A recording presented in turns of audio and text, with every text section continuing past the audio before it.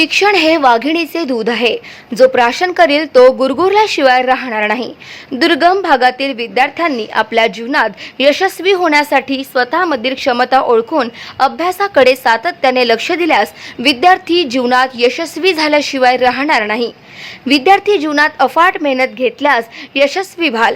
विद्यार्थी जीवनात विद्यार्थ्यांनी कायद्याची माहिती घ्यावी, जेणेकरून आपले जीवन सुलभ होईल. आपल्या ध्येयाचा पाठलाग करून ध्येयाच्या शिखरावर पोहोचेपर्यंत पाठलाग करणे हेच विद्यार्थी यशाचे गमक आहे, असे प्रतिपादन गोंदिया जिल्हा व सत्र न्यायाधीश न्यायमूर्ती श्री वाळके सर यांनी प्रतिपादन केले.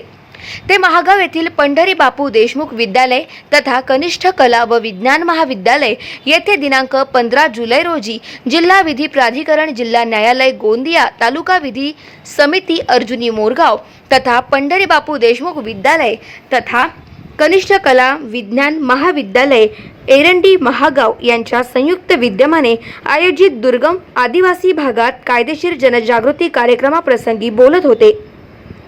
या कार्यक्रमाला अर्जुनी मोर तालुका न्यायाधीश न्यायमूर्ती Shahu madam, advocate Ramteke, advocate भाजीपाले, ॲडव्होकेट बनपूरकर, माजी प्राचार्य YS परशुरामकर आणि इतर मान्यवर उपस्थित होते. यावेळी विद्यार्थ्यांना मार्गदर्शन करताना तालुका न्यायाधीश शाहू मॅडम यांनी विद्यार्थ्यांनी विद्यार्थी जीवनात त्यांच्या उपयोगी असलेल्या कायद्यांची माहिती करून घ्यायला हवी. जिद्द, चिकाटी आणि सातत्य हेच जीवनाच्या यशाचे गमक आहे, असे प्रतिपादन केले. तर YS परशुरामकर सर यांनी शिक्षणाचा उपयोग आपला सर्वांगीण विकासासाठी विद्यार्थ्यांनी करायला हवा. अपूर्ण ज्ञान घातक ठरतो, तेव्हा कायद्याची परिपूर्ण माहिती ठेवणे हे आपले प्रत्येकाचे आद्य कर्तव्य आहे. अपूर्ण ज्ञानाने माणूस कायद्याच्या कचाट्यात सापडतो, तेव्हा विद्यार्थ्यांनी विद्यार्थी दशेत कायद्याची माहिती अंगी बाळगावी, असे प्रतिपादन येथे केले.